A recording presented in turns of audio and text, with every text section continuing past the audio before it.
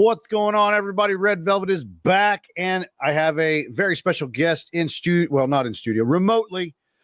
Head coach of Attica Football, Coach Derek Dean. How we doing today? I'm doing great, Evan. Thanks for having me on, man. Hey, thank you for accepting the invite, because I don't know you, and that's shocking. Red Velvet doesn't know somebody. That's very rare. But I bumped into you. Well, I didn't bump into you. I saw you at the All-Star practices, and I was like, hey, Then I saw it on Instagram. I was like, hey, I'm gonna talk to this guy eventually. So, yeah, and now's the opportunity. Yeah, I appreciate that. I love getting a chance to get on and share about our program and promote our kids, man. Absolutely. So since you're new to the listeners, give some background about yourself. All right.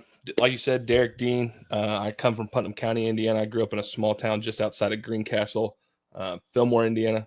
Okay. Went to South Putnam High School. Was a 3-sport athlete there. Some of your listeners, if they're from the area of that area, may know Troy Burgess, who's the AD at South Putnam. He was my high school football coach. Has a big impact on why I got into coaching.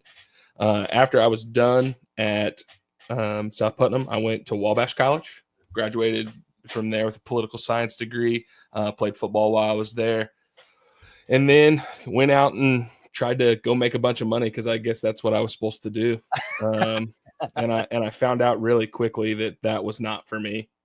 And luckily for me, Troy got back into coaching and asked me to go with him. So okay. I was like, hey, let's do this. We went down to Evansville Central for a year, I think 2017, 2018 season, maybe it was 18, 19, I think 17, 18. We were lucky enough to make a state championship run. We came up a little short in that game. But that season pretty much solidified that this is what I was going to do. And then he pulls the rug out from underneath me and says, hey, I'm not going back to Central. I said, oh, what? I thought we were in. And he says, no, I think I'm going to step away. He got a job up at Frontier High School as the AD and football coach up there. And I was like, man, coach, I just moved to Evansville. Now I've got I don't know. He kind of bugged me that whole summer. And finally I was like, all right, let's go. His big selling point was like, you can live with me and I won't charge you rent. So I had a free place to stay. So my first year right there. Yeah, my first year up at Frontier, did that, got into teaching, did transition to teaching, got into that, been doing it ever since. I spent 6 years at Frontier. Okay. 2 as the head coach, the rest as the defensive coordinator there. And then got an opportunity to take over an Attica program that needed some love. Mm-hmm. I don't know if you're a video game guy, but I am. Yes. NCAA. Yes. College football is my game. I spent an ungodly amount of hours playing that. I like to fix broken things. I like to take the small program and try to take them to glory. So this is kind of where my heart's at. Mm-hmm. So I had that opportunity to step into Attica. This will be year number 2 for me. Year number 1, as you know, building a house doesn't happen overnight. There's a foundation that's got to be laid, and a lot of things have to be done different. For us, I tell people we didn't even have a foundation. We had to dig the dirt. We had to dig the foundation. Dig the foundation. There was no foundation or anything there. Attica does traditionally have good football tradition, but has just fallen on hard times. Yeah. Inconsistency in coaches, inconsistency in the administration. So it just nothing set up to do well there at Attica. But we're in year number 2. Things I think are headed in the right direction. I've got the numbers are out. I think when I took over the program, there was about 16 kids involved. I'm hoping to have around 30. There you go. Involved. So it's a big thing to have the kids out and kids excited and kids hungry to be winners. And I tell people it was really easy once I met the kids during the interview process at Attica to be bought in because you have kids who are in our football program who have never won a high school football game. And you could just see it in their eyes that they were hungry, hungry for that. And then, through last season, not winning a game, get running clocked every game. And my kids just show up. They just continue to show up and continue to do things. And man, my heart is sold, man. I had some opportunities to potentially leave this summer, and I just couldn't bring myself to walk away. Yeah. I went to Attica with a goal in mind, and I've not completed that yet, and we've not completed that yet. So hopefully season 2 is on the uptrend. Oh, absolutely. Well, and like you said, the kid's not winning a game in their high school career, and they still show up. They've got the passion for the game. They have the love for the game, and it's going to happen. It's going to happen this year. I'm calling it now. I don't know what team, what opponent, but it's going to happen. But that's special in those kids. Like, they've really, they know how to keep pushing through the muck and the mud and the grime. I mean, because that would wear you down, I would think. I can tell you, I've only been around for 10 of those, of this losing streak, and yes, it does. It wears you down. But I also learned a lot last season, a ton, man. When adversity hits, there's a lot of room for growth. And for me, I was lucky through high school and college to win a lot of football games and be a part of winning programs. So I got to a point to where I almost took winning for granted, right? Yeah. Like, if we won and didn't play really well, I was pissed. Yeah. I was just pissed. I didn't want to talk to anybody, nothing. And I was pissed. I got humbled. I got humbled. I was just like everybody else that said, "Oh man, I'll go in there and fix it." And I got humbled, really. And like I said, just learned a lot about myself, and being gracious in winning, and not taking those small things for granted. So it kind of centered me, and I've got a better outlook, I think, going into year 2.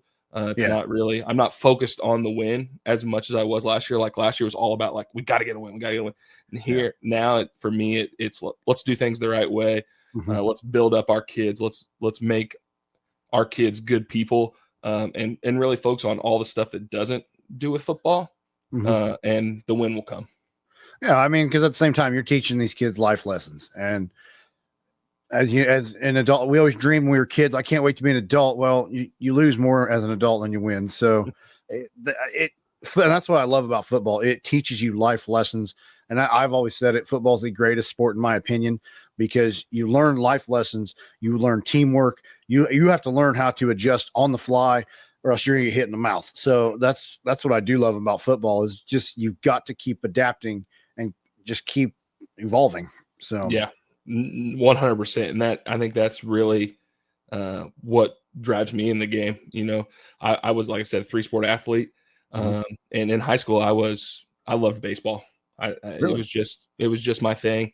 I thought I was the best at baseball and everything. But as football went away, I got a chance to, we ended my high school season, my senior year, we lost to Monrovia in the second round of the sectional. They ended up going to the state championship that year, 6-3 in the rain.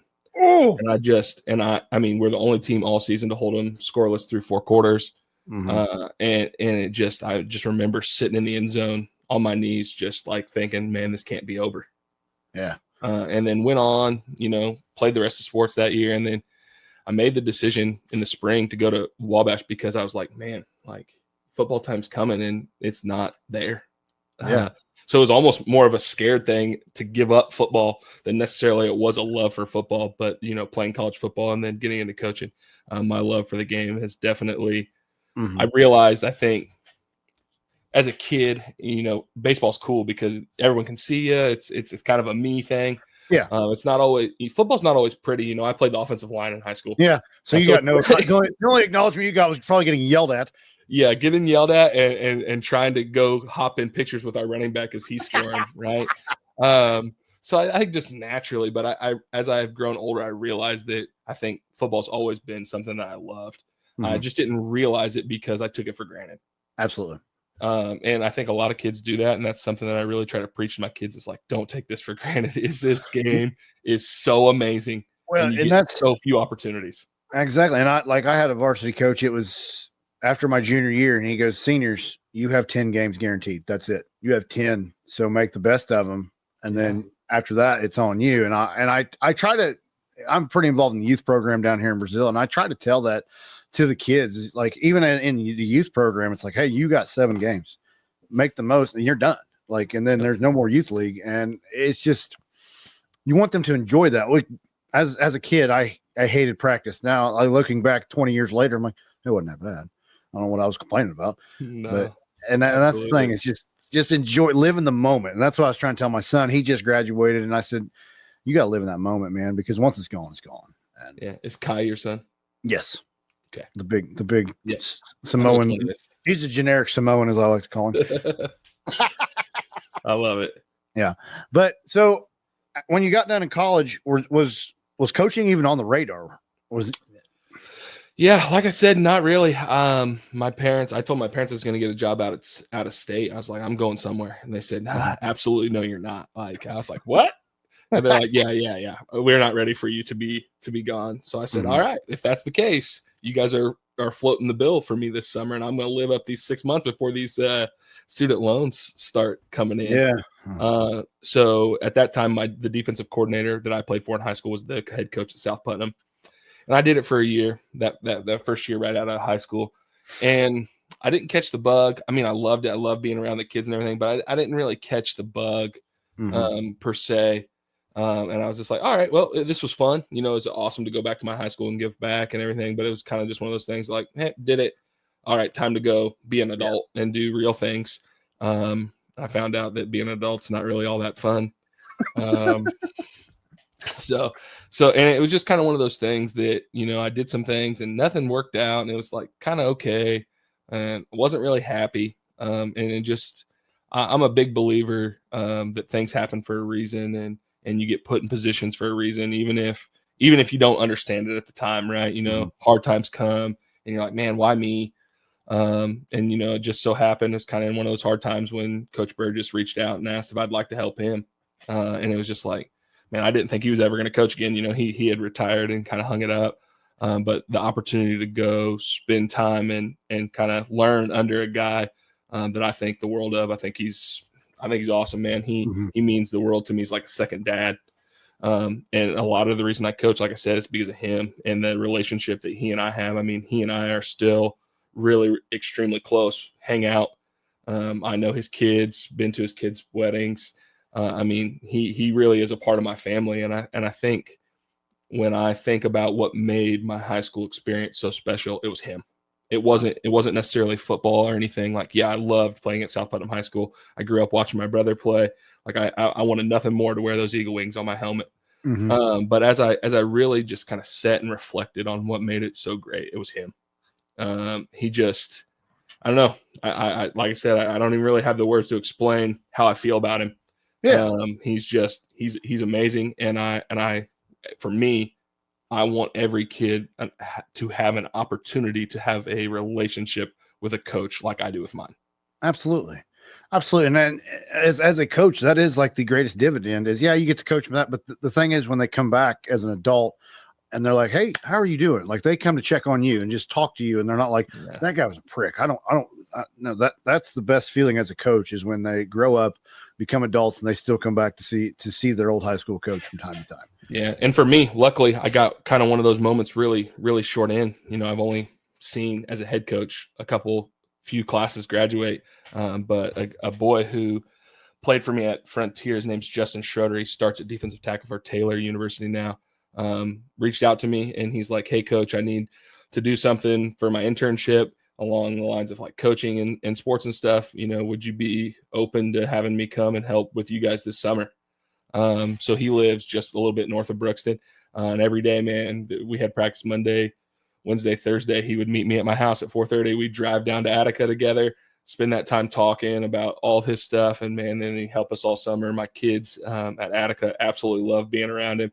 And it was it was awesome experience getting to have him back around in just a short amount of time. You know, he graduated 3 years ago.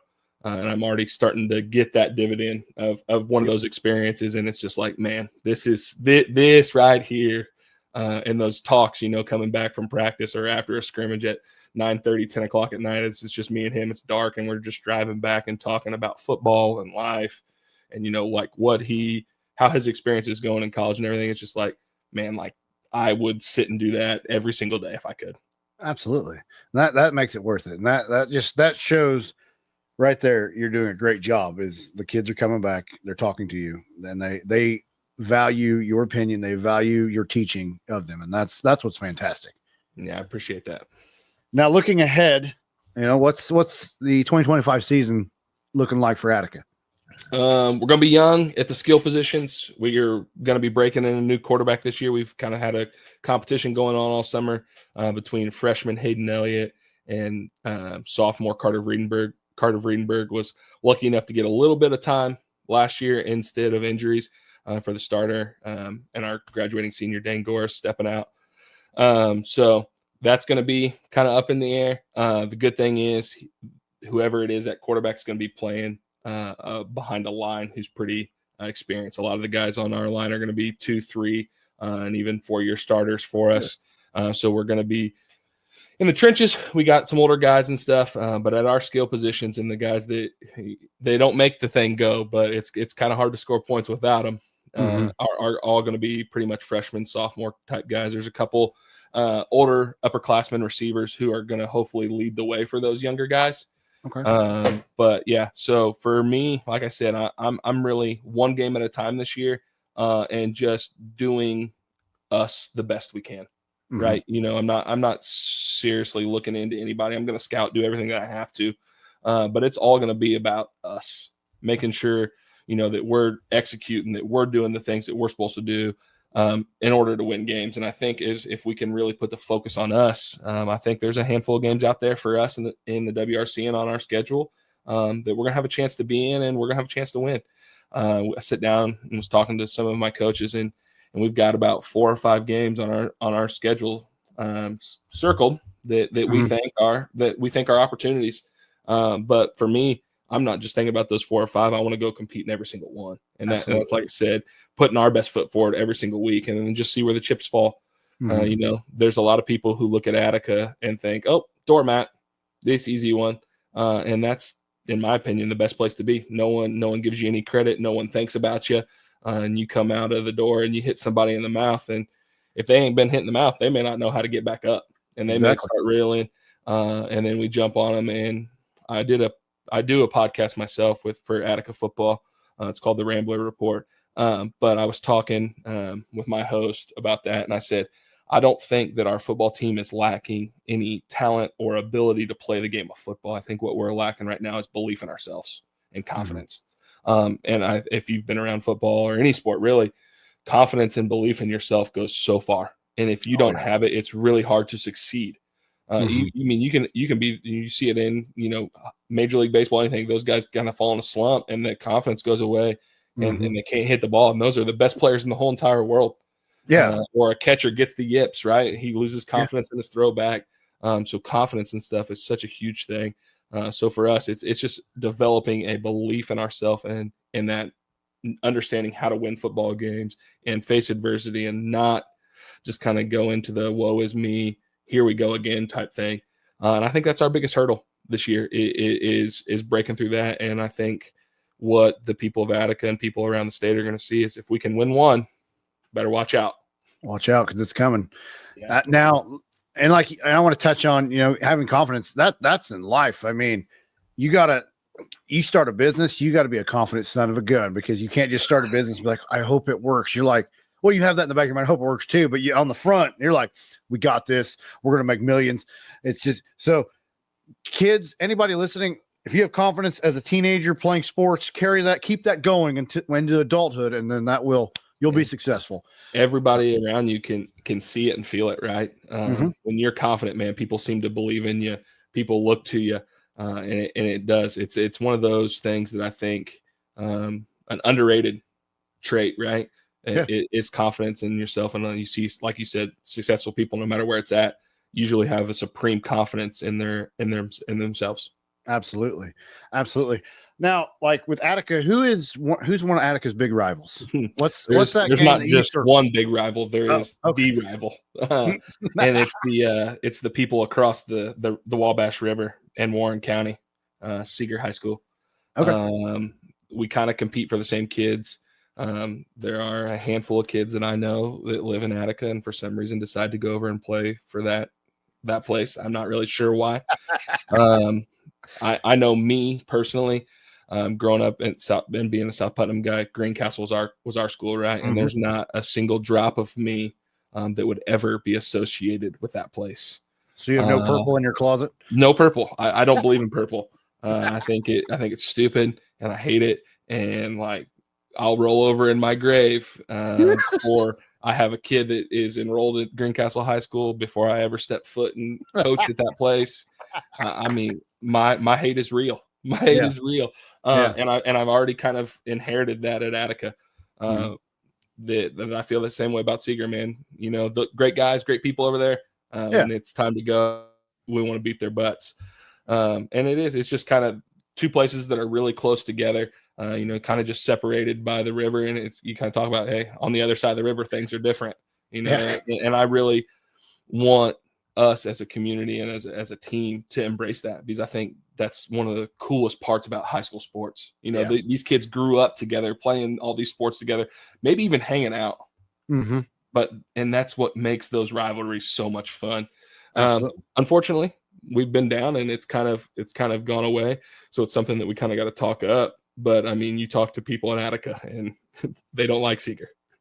They don't really like talking about going across the bridge. So that's a fun one. But it was really cool last year. There's a steakhouse in town who invited us for free appetizers and stuff after our Seeger game. So the Seeger boys, Seeger coaches, Attica kids, we all went there.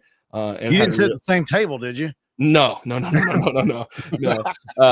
But we were there, but it was cool, man, because again, that's another thing that makes this game that we play, high school football, so special. Is it's a heated rivalry on the field and everything, but at the end of the day, the kids are still have a lot of the same acquaintances, are in a lot of the same places, and it just makes it cool. So Seeger's it for us, and that's week 3.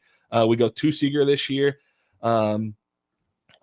Fingers crossed. I'd really like to be 2-0 going into that game. I think our first 2 are pretty winnable games, and I would just love to see us put our best foot forward in that game, and then kind of see where the chips shake out. Because I think the worst thing that you could have is a really confident Attica team going into a game that means a lot to them. Absolutely. So on game day, what is Coach Dean's game time ritual or daytime game day ritual? I mean, I'm pretty superstitious. When Kai played, I ate. So week 1 was fine. We'd eat wherever we wanted.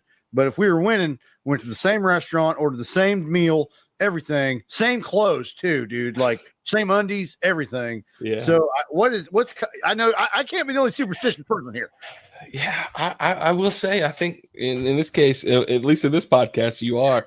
I'm not a superstitious guy. I don't know. I just have always been kind of a guy, like game day, I'm usually pretty quiet. I'm not super talkative. I'm just trying to get in my own space. You know, when I played, I wasn't a big rah guy or anything like that. It's just like kind of like, leave me alone. Let me do my thing. I'm going to go out here and do, I watch a lot of film, kind of get that last second film stuff in. But then it's kind of like, if we're getting on the bus, throw the AirPods in, listen to some music, and just try to kind of zone out and chill. Because once the game starts for me, I'm on 100. It's hard for me to turn that off, even losing, whatever.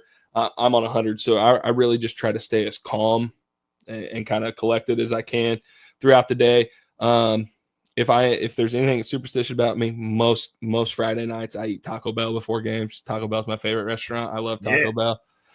So I eat Taco Bell, and most of the kids know, like, Coach Dean, you going to Taco Bell tonight?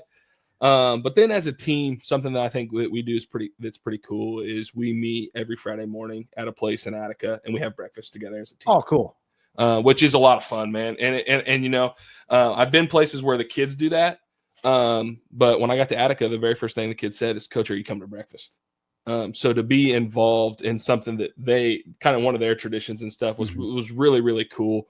And that means a lot to me, to go there and just spend that, 45 minutes to an hour with our guys before we start school and all that stuff, just kind of together as a team. And I think it's a really, really cool tradition that we do, that I enjoy a lot and look forward to those breakfasts every day now. When we get back in the season, that's probably one of the things I'm looking most forward to, is getting to see those guys early in the morning, excited.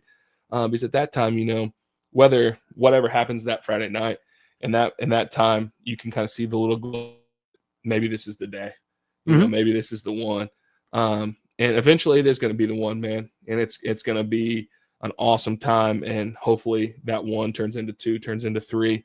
And then we no longer go to hoping we win games, but to expecting to win games. Yeah. So hopefully our tradition becomes winning. That's my favorite tradition. That's my favorite superstition, I guess, if you say I just like to win at whatever I do. So, but as far as clothes and stuff like that, I'm real superstitious about I never wear my outfit to the game. I'm kind of just like a kid, man. I pack my bag with all my stuff, all my clothes. I wear the same shoes, usually the same hat. And I'm kind of like the kids, man. I'll go out and do the walk around the field, everything, and then go back in the locker room and change, and then I'm ready to play. Okay. And I've been that way since I started doing it. I don't know why. It just was kind of like the routine. You know, you get into a routine as a player, and that routine kind of just carried into coaching for me. Okay. I guess I'm the only crazy one here then. So. I don't think you're crazy, man. Because like we have kids that have some crazy stuff, and I've been around some kids. I had one kid at Frontier who didn't wash his socks. Like it was, and that's gross. Like that's just gross. But gross. Man, he was dedicated to it, and it was just like, man, I hope we lose, so you will wash those damn socks. It was funny this last year. Northview was undefeated going into the Cascade game. My wife and I were at a screen print. That's our daytime business is screen print embroidery. We have that stuff. We were at a conference in Indianapolis and we spent the night. And I said, honey, we have to drive from Indy to back to Brazil. I got to eat the mixed plate and get our breakfast. And she goes, we're not doing that. And I go, we're going to lose. I said, we're going to lose. And while we're getting destroyed, I just look at her and I'm like, told you. So hey, listen, I understand, and maybe when we win our first one, there'll be something I did that's different that I've never done. Well, make notes. And that may become the superstition for me, right? Like, hey, that was a secret sauce. I don't, or have to sit back, man. What I do different today that led to the win, but no, definitely in high school I was not during football, but during baseball, I chewed bubble gum, and I would what kind? Double bubble, of course, the only kind. The only kind. I had my own personal, they sell the buckets. I had my own one, and everyone on the team knew not to touch my bubble gum. Because if I didn't have it, I couldn't hit, I couldn't feel, I couldn't do nothing. I was worthless. And it's the same thing. It was same thing every time. 2 pieces when we go to take infield, and then every time I come in the dugout, another piece, and never spit any of it out. Oh my gosh. So I mean, I would just have a huge, big old like hanging out, double bubble, man. But that was my thing. I mean, I blow bubbles playing first base, hitting, didn't matter, man. I just out there having a good time. But that's probably the most superstitious thing that I have. And that was definitely. Well, now you say that you play the new NCAA games. First question: how excited were you when they brought it back? Well, if this tells you anything, about 2-3 years before they brought it back, I went on eBay and bought a jailbroken PlayStation 3 so I could play NCAA 14 because I couldn't. Did you already own NCAA 14 or did you buy it? So I had it in college, and it went away, right? And then I don't remember, something happened to my Xbox and it fried or whatever, and I lost it. So then I couldn't get the game because it was just it's mythical. Right. Yeah. It's almost impossible to get. So finally I was like, all right, there has to be a way for me to play this game. I got sick and tired of waiting. So I just was like, eBay, here we go. Found one for $115. I said, mine, take it. It's still sitting in my living room right now. Yeah. But I was so excited. I mean, I was up as soon as I could start playing. I mean, the new one, this is pretty shameful, but I think I'm already at 160 hours, something like that. Now, granted, I'm a teacher, so I have a lot of free time in the summer. Yeah. 143 already. You have that written down on your phone or where? Well, it's on the PlayStation app. App. Oh, yeah, I didn't know there was even an app. I'm Papal over here, so yeah. No, that's one thing that I don't know if I can ever going to be able to grow up from because, like I said, that's my thing. Me and one of my coaching buddies, we do. That's what we do. That's how we don't really see each other a lot.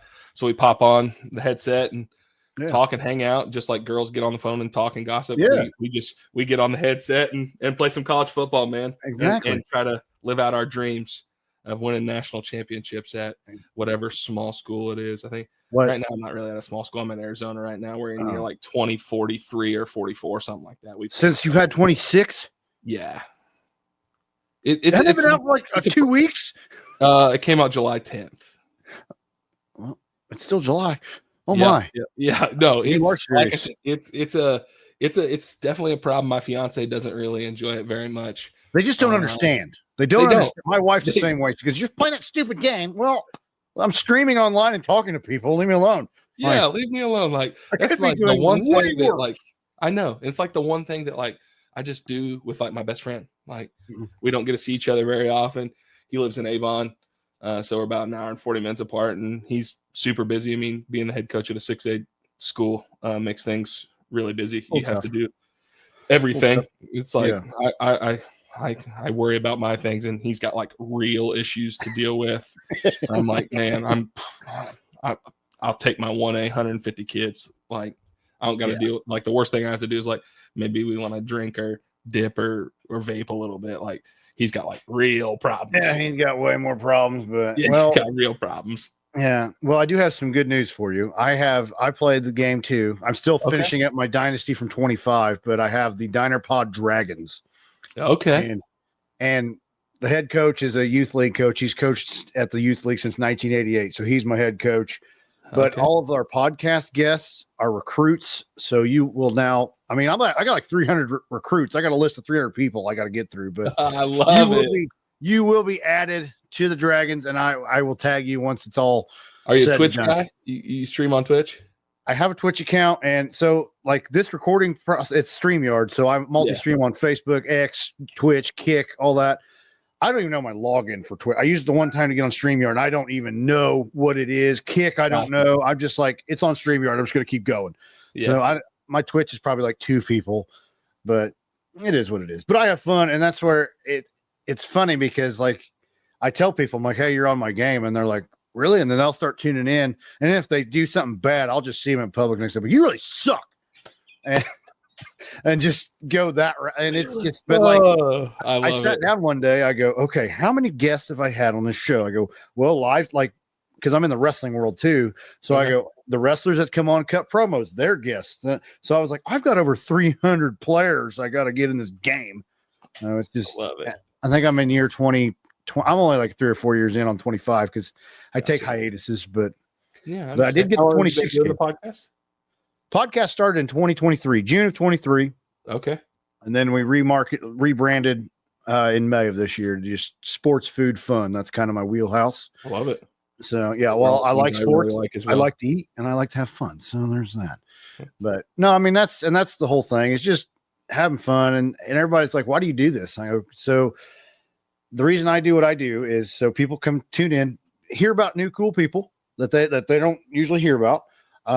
If they're having a bad day, come see what I'm doing, because I'm usually either posting a video or doing something dumb or whatever. But I go, if I can write somebody legs, right? Is that a thing? You waxed your legs? Recently? Yeah, that happened. I challenged the 14U softball all-star team. They were going to nationals, and I said, hey, if you win nationals, you can wax my legs. And they won. And I was like, crap. They showed up with 2 boxes of wax strips, and my legs still burn. And then they got my forearms. They got everything. They tried getting my beard. And that was no. Ooh. I know. So, and I try to do that to help motivate the kids. If that, like at July 4th weekend, the youth baseball league had a tournament, and they had a big dunk tank. So I sat there for like 2 or 3 hours cooking in the sun, letting them douse me in water. So I try to just entertain people and just, once again, spread the positivity, spread the fun. But also I love sports. And now that I've interviewed you, Avon is now a part of the Dinerverse, as I like to call it. And our youth sports chowdown, which is on Monday nights, it's kind of like the ESPN of youth sports all the way up to high school. Avon football is now in the umbrella. Gotcha. So, awesome. Yeah, so Coach Gibson is quite the man. He's I mean, he's younger than me. I played football with him. He's 2 years younger than me at South Putnam. But he was an unbelievable football player, and he's an unbelievable coach. Even though he's younger than me, he's definitely someone I look up to, because to be around his program and watch what he does there, it's pretty special. Mm-hmm. Absolutely. Well, and I guess you probably have a little bit of run-in with Coach Gibson, because he was at Owen Valley for a couple of years. Oh, yeah. He beat Northview to you. Yeah, that guy. Gotcha. Yep. He's a great coach. So I can't take anything away from him. The 2 years he kicked the crap out of Northview, he did it. I'm just gonna say that. And then it's kind of weird, like he left and it's back to normal. Status quo. In Old Valley. Yeah. And we had it was like the little speed bump. A little bit. Yeah. Everyone okay. Look back like, man, wonder what happened those 2 years. Well, I wish him good luck at Avon. Well, he just got Michael Gant up there now. So yeah, Michael Gant was a guest on the show too. So Avon is vicariously in the Dinerverse as well. Yeah, he was really excited about getting Coach Gant. Good. So, well, I hate to say it, but my parents were Greencastle teachers. I spent a lot of time in the purple. I didn't wear purple and gray, but yes, they were. From Putnam County too, Evan? No, I'm from Brazil. I'm a Brazil guy. My parents. I'm a Brazil Billy, baby. I love it. Through and through. And like my parents, they taught. So my dad was in Old National Trail. So he was with South Putt, North Putt, Cloverdale, Green, all of them. My mom was a special ed teacher at Greencastle. Okay. And I spent a lot of time up there. I got to witness the big run in the early 90s, the regional title and all that. I was little, but yeah, because I'm guessing I'm a good probably decade older than you. So I don't maybe not. How old are you? Oh, you're not that far, buddy. I'll turn 34 in November. Okay, well that makes me feel better because most people's like, oh, I'm old. I'm like 28, and I'm like, you can go fly a kite for all I care. Then I'm in my 30s. So okay, well that makes me feel better. That makes me feel a lot better. So that means we probably know some of the same people. I guarantee we do. We can talk more about that after the show. Okay. We can have an off mic air conversation. But thank you for taking the time to hang out and talk with me. And now I want to thank the people that make this possible. Wabash Valley Plumbing, they lay pipe. That's our slogan, not theirs. Peak Performance Gym, no peak, no results. RJ's Formal Wear, they have sweet suits. Stitch Embroidery and Apparel, we embroider stuff. And Everhope Co., we have sweet fan gear. So thank you to our sponsors. Thank you to our subscribers. And if you would like to subscribe on Facebook for less than a cup of coffee per month, you can support the Diner Podcast. So that's all my shameless plugs. Coach, thank you so much. I enjoyed it. I had a blast. We're out of here. Keep pushing. Love y'all.